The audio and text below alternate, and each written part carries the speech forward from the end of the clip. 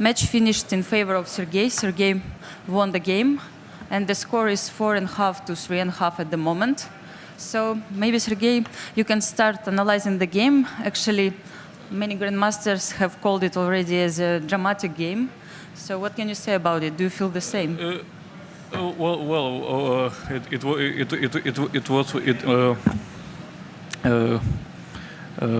It was very tensive game, and a lot of things were happening. I think I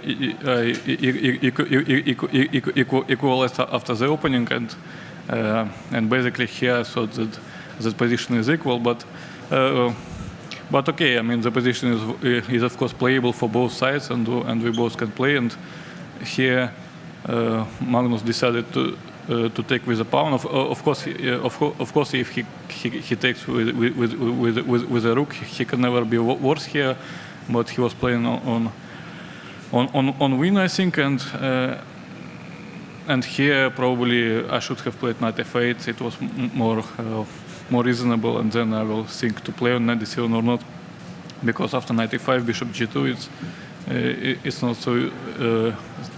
so easy to do something with my knight, and the problem, if I go knight d7, he has knight a7, very important move, and I'm not in time to play knight c5. And if I go back, then he has f4, and probably he's much better here. So I played h6, and okay, here we both were in time trouble, and I have no ideas what was going on here, but at least I played logical moves, and I didn't see if he can do something real here. I would say that in this position, 3 results are possible. I mean, it's completely crazy position to play it with 2 minutes.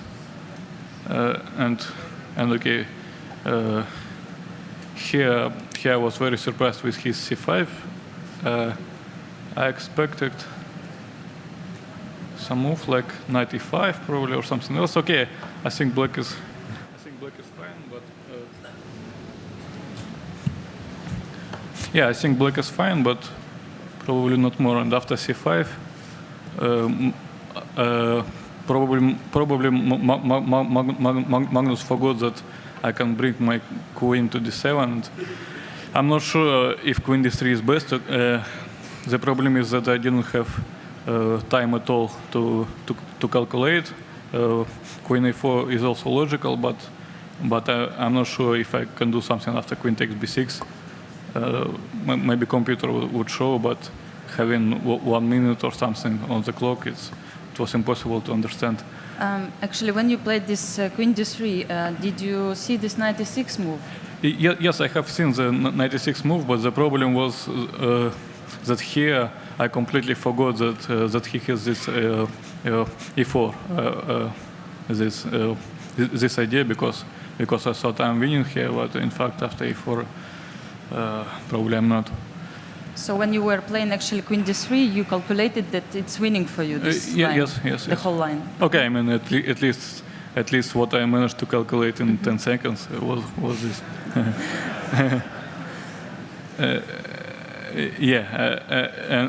And okay, I played queen d7, which is I think a good move, and here he has a big choice. He can go queen g6 check, and then after king h8, he has also different moves like e5 or f5. I didn't see a draw for him by force, but I believe that here he can make it somehow. And also I think that here it was quite a critical moment, because I'm not sure about his move e7, which looks logical, but I'm not sure it's best. I was also considering e5 with the idea of a2, queen f3, and now I'm not in time to promote queen because he has e7, and so I should probably play queen e7 here, and next I will play queen takes e6, where I'm better, but I'm not sure how much I'm better. Like this. I don't know. I mean, of course, Black is playing on win, but it's hard to say how White could have played better. And here I'm actually seeing that White is in a big trouble because it's very hard for White to play here. I have a plan to bring my king to b2 sooner or later, and it's very hard to do something like that. Maybe it was possible to give up a pawn just to make bishop more active, yes. More active, and probably it was better chance. And I believe that Queen a5 was also a blunder, because after I played Queen c5, White is probably lost. I believe here. I can just show some brief line which is not forced at all, but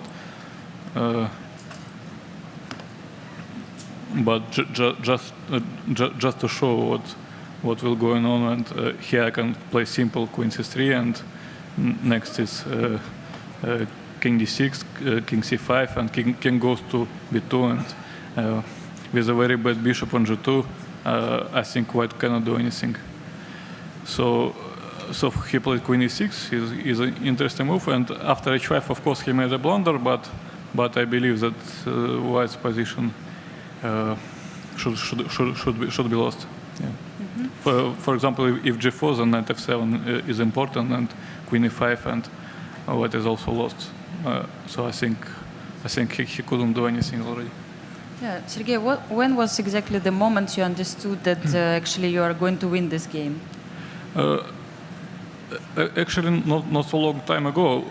Well, here I was more or less sure that Black is winning, but of course White can defend better and to put up a better resistance, and the game could be much longer. But I believe that Black is winning already. Yeah. There was also a moment, after knight g4, you could have also played queen g5. I just would like to come back, let's say at the beginning. Which moment, sorry? It was move number 19. You could have played maybe more actively. Did you consider this move instead of bishop c6? Yes. Yeah. Yes, I was considering many things, and this move allows White to play knight d6, but maybe there are some tactics. I was calculating for 20 minutes some different tricks. The position is completely crazy, and it's very hard to understand what is the best for Black. So probably I don't know. Do you have feeling that actually Magnus overpushed somewhere in this position? Yes, I have a feeling that probably somewhere here it should be drawish. For example, even rook takes d7 should be drawish, because here I win 2 pawns.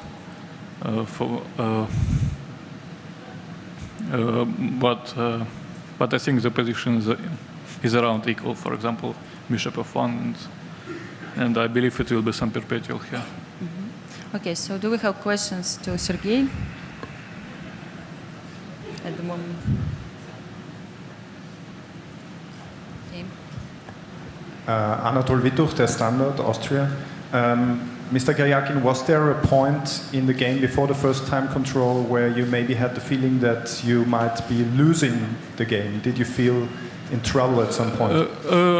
No, I just felt that the position is completely crazy at this moment, and basically I thought that anything might happen, but at the same time I believe that I'm not worse because I'm a pawn up, and okay, I think I didn't play badly to be lost here. Mm-hmm. Okay. Please. Sergey, how did you feel Magnus played today? Well, actually, I don't want to say that Magnus played badly today because he really tried and he sacrificed 2 pounds and it was. I mean, he created a very interesting game, but somehow he didn't manage to make a draw then. But of course, the game was very interesting, and thanks to Magnus, it was a big day. Yeah, we'll pick up one question from this side also, and then come back. Yes, okay. Unbelievable game. Bravo. I have to mention that the situation of this World Championship eerily reminds me of Brissago between Kramnik and Leko, where Leko won a fantastic game with the Marshall. And how did this transpire? When did you feel? First of all, how did you fight H5 at the last moment?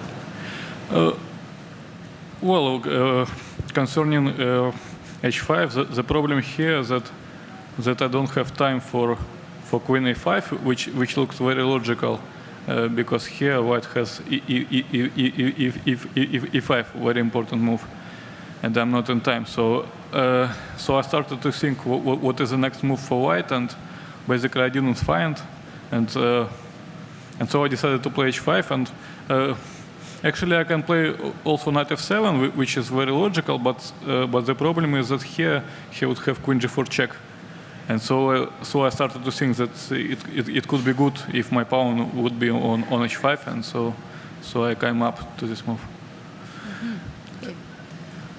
Okay, please. Dylan Quersha, US Chess.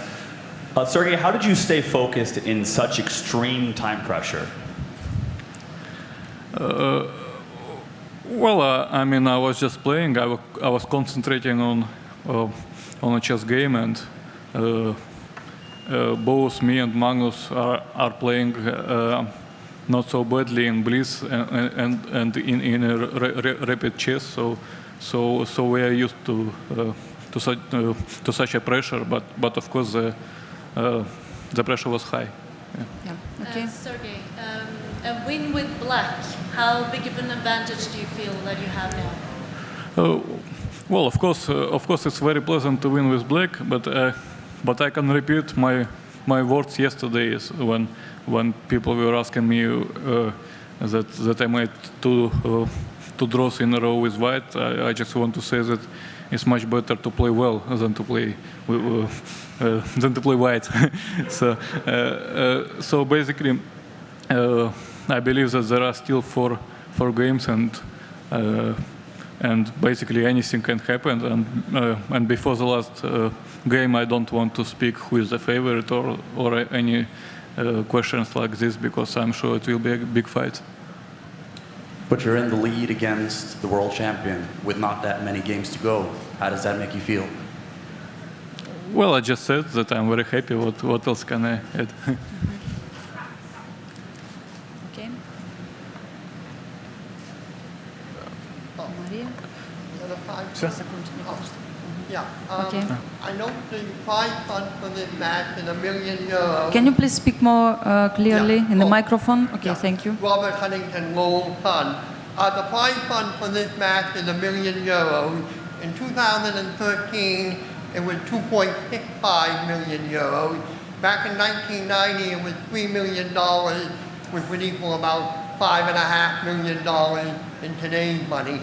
So my question is, if you see what you think might be causing this trend, if it might be symptomatic of a larger decline in chess, and what might be done to reverse it. Okay, it's a question. It was a long question, really. Basically about money, the prize funds. About the decline in the popularity of chess, and systematically, the money in the prize fund might just be symptomatic of that larger decline. Okay.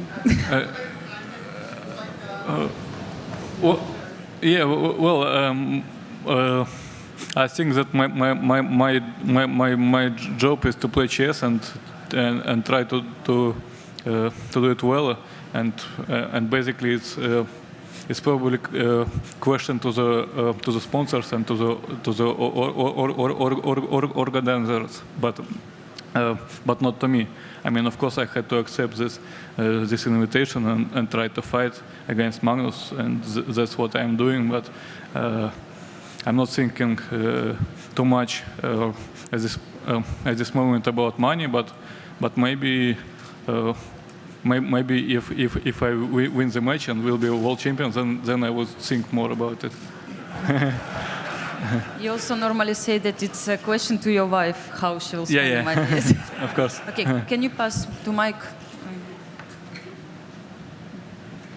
Sergey, it's common knowledge that Magnus tries to press down on the floor.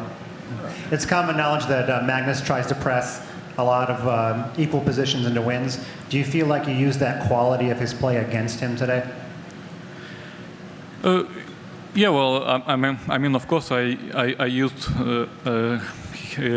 his let's say ambitions, but if he would make a fast draw, that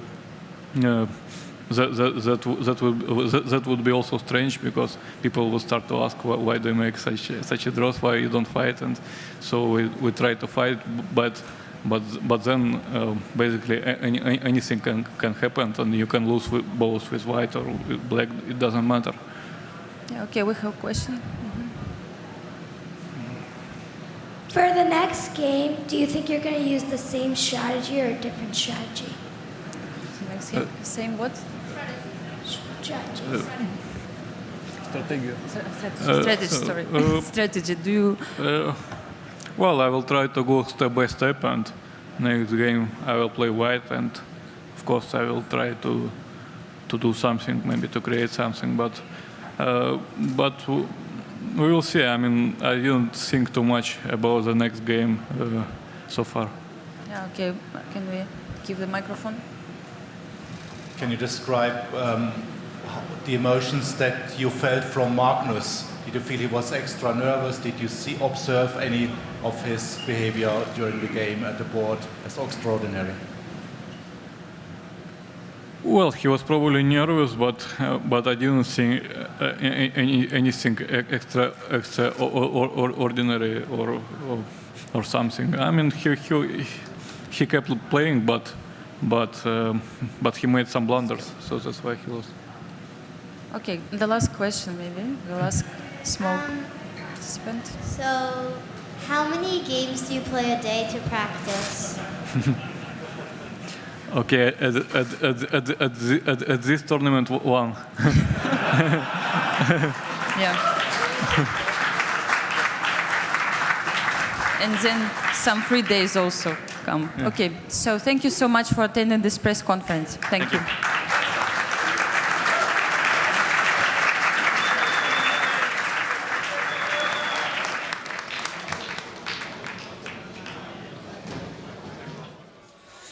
The challengers